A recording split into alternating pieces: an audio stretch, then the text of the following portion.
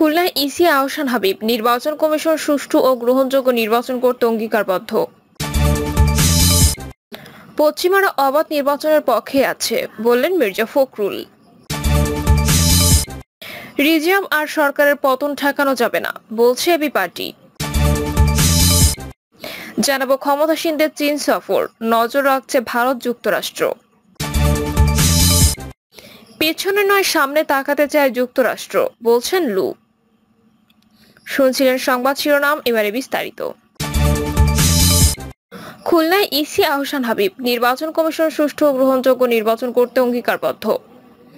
নির্বাচন commissioner brigadier general Mohammad Ahsan Habib Khan বলেছেন, নির্বাচন কমিশনের প্রধান কাজ হলো একটি সুষ্ঠু, অবাধ ও নিরপেক্ষ নির্বাচন উপহার দেওয়া। কমিশন একটি অবাধ, সুষ্ঠু ও গ্রহণযোগ্য নির্বাচন করতে অঙ্গীকারবদ্ধ। সকলের সম্মিলিত সহযোগিতার প্রথম ধাপের উপজেলা পরিষদ নির্বাচন সুষ্ঠুভাবে সম্পন্ন হয়েছে। সকলের আন্তরিকতা ও স্বচ্ছতার সঙ্গে দ্বিতীয় ধাপের উপজেলা পরিষদ নির্বাচন সুষ্ঠু, শান্তিপূর্ণ, উৎসবমুখর পরিবেশে অনুষ্ঠিত হবে।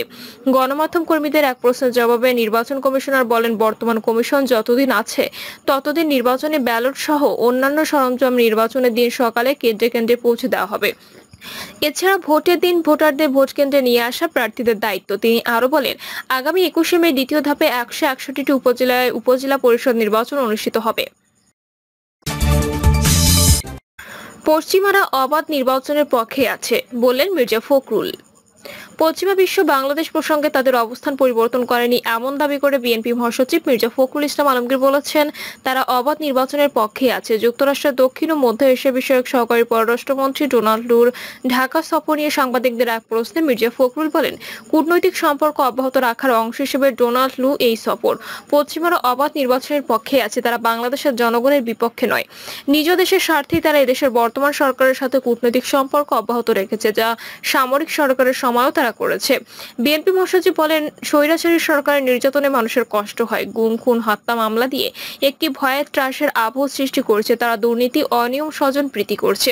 সবাই বলে এই সরকার দেশটি একটি মাফিয়া রাষ্ট্রে পরিণত করছে। তারা নির্বাচনের নতুন নতুন কৌশল বের করে, ডামি নিশিরাতের ভোট করে দেয়।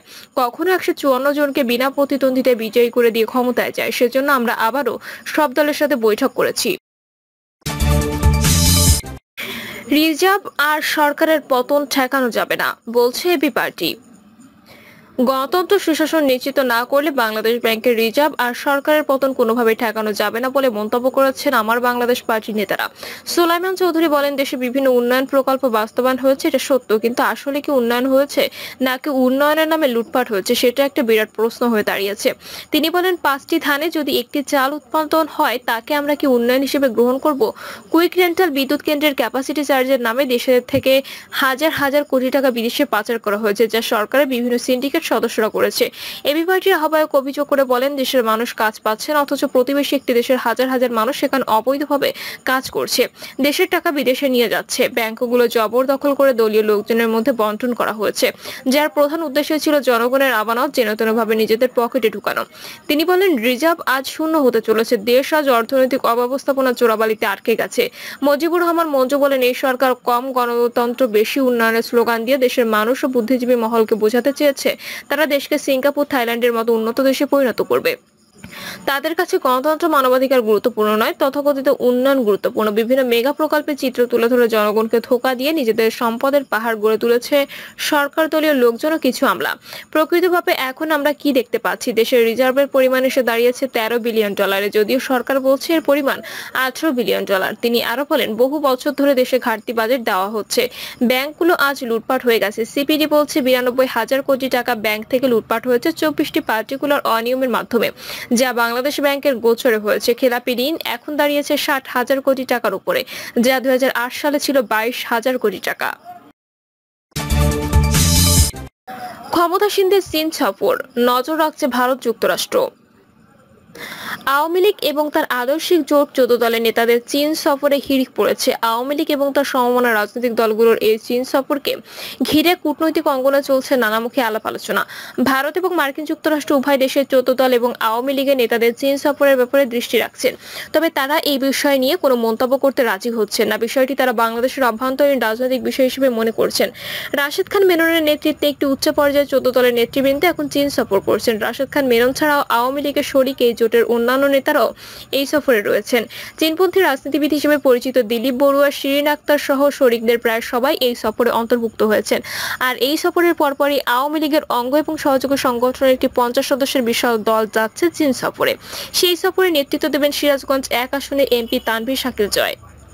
এর পরপরই কাজী জাফরুল্লাহ নেতৃত্বে আওয়ামী লীগের কেন্দ্রীয় নেতৃত্বে একটি প্রতিনিধি দল চীন সফরে যাবেন। পরপর 3টি গুরুত্বপূর্ণ রাজনৈতিক নেতৃবৃন্দের চীন সফর নিয়ে কূটনৈতিক অঙ্গনে নানা রকম প্রশ্ন উঠেছে। আর এই ব্যাপারে ভারত এবং যুক্তরাষ্ট্র দৃষ্টি রাখছে বলে কূটনৈতিক সূত্রগুলো জানিয়েছে। হঠাৎ করে আওয়ামী লীগের চীন সফরের হিড়িক কেন, এই নিয়ে নানামুখী আলোচনা হচ্ছে। তবে আওয়ামী লীগের একজন শীর্ষস্থানীয় নেতা বলছেন, এটি হঠাৎ করেই নয়। আওয়ামী লীগের নেতারা বিভিন্ন সময়ে ভারত সফরও করেন। ভারতেও বিভিন্ন ধরনের রাজনৈতিক অভিজ্ঞতা এবং রাজনৈতিক দলের কর্মকাণ্ডের আলাপ আলোচনা হচ্ছে, মত বিনিময় করা হয়। ভারতীয় প্রতিনিধি দল বাংলাদেশে আসেন। মার্কিন যুক্তরাষ্ট্র, বাংলাদেশ থেকে প্রতিনিধি দল নিয়মিতভাবে যায়। কিন্তু এবার চীনের সফরগুলো সব পাশাপাশি সময় এসেছে, আমন্ত্রণগুলো কাছাকাছি সময় এসেছে। এই জন্য বিষয়টিকে বড় করে দেখা হচ্ছে। এটি আসলে একটি রুটিন কাজ। আওয়ামী লীগের একজন নেতা বলেন, চীনের কমিউনিস্ট পার্টির সঙ্গে আওয়ামী লীগের দীর্ঘদিনের সম্পর্ক, আর এই রাজনৈতিক সম্পর্কের কারণে আওয়ামী লীগকে তারা আমন্ত্রণ জানিয়েছে। তবে কূটনৈতিক মহল মনে করছেন, চীনের আগ্রহেই এই সফরগুলো হচ্ছে। বাংলাদেশের রাজনৈতিক বলয়ে চীনের প্রভাব বিস্তারের চেষ্টা হিসেবে এই সফরকে দেখছেন অনেকে। তবে আওয়ামী লীগের পক্ষ থেকে পরিষ্কার বলা হচ্ছে, আওয়ামী লীগের নিকটতম বন্ধু হলো প্রতিবেশী ভারত। চীন তাদের অর্থনৈতিক উন্নয়নের পার্টনার। আর এই কারণেই আওয়ামী লীগের নেতারা মনে করেন, ভারতের সাথে তাদের এক ধরনের রাজনৈতিক এবং মনস্তাত্ত্বিক সম্পর্কের বন্ধন রয়েছে, যা 71-এ মুক্তিযুদ্ধের মাধ্যমে সৃষ্টি। কিন্তু সাম্প্রতিক সময় বাংলাদেশের অর্থনীতিতে চীনের অর্থনৈতিক বলয় বিস্তার এবং আওয়ামী লীগ এবং শরিকদের নেতৃবৃন্দের চীন সফর নিয়ে ভারত কোনো মন্তব্য না করলে বিষয়টি নিয়ে তারা দৃষ্টি রাখছে। সাম্প্রতিক সময় ভারতের রাষ্ট্রদূত প্রণয় কুমার ভার্মা আওয়ামী লীগের বিভিন্ন গুরুত্বপূর্ণ মন্ত্রীর সঙ্গে সাক্ষাৎ করেছেন। তিনি আওয়ামী লীগের প্রেসিডিয়াম সদস্য এবং প্রাণী সম্পদ মন্ত্রী আব্দুর রহমান এবং আওয়ামী লীগের আরেক প্রেসিডিয়াম সদস্য এবং বস্ত্র এবং পাটমন্ত্রী জাহাঙ্গীর কবির নানকের সঙ্গে এক সপ্তাহের মধ্যে সাক্ষাৎ করেছেন। কাজেই আওয়ামী লীগ যেন চীনমুখী রাজনীতির দিকে ঝুঁকে না পড়ে, সে বিষয়ে ভারতের নজর আছে। আর মার্কিন যুক্তরাষ্ট্র এই বিষয় নিয়ে খোঁজ খবর নিচ্ছে বলেও জানা গেছে।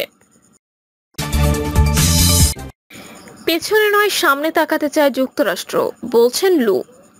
বাংলাদেশের দ্বাদশ জাতীয় সংসদ নির্বাচন অবাধ, সুষ্ঠু, সহিংসতা মুক্ত করার লক্ষ্যে কঠোর পরিশ্রম করেছে মার্কিন যুক্তরাষ্ট্র।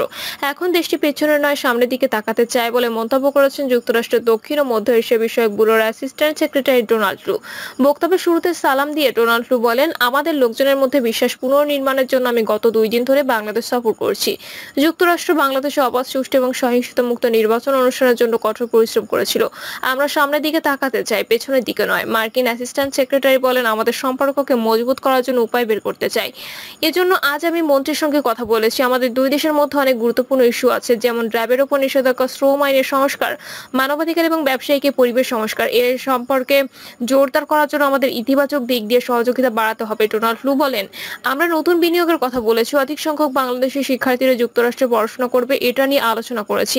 ক্লিন এনার্জি নিয়ে কথা বলেছি। সর্বশেষ যে বিষয়টি নিয়ে আমি মন্ত্রীর সঙ্গে কথা বলেছি, সেটা হলো দুর্নীতির বিরুদ্ধে আমাদের লড়তে হবে।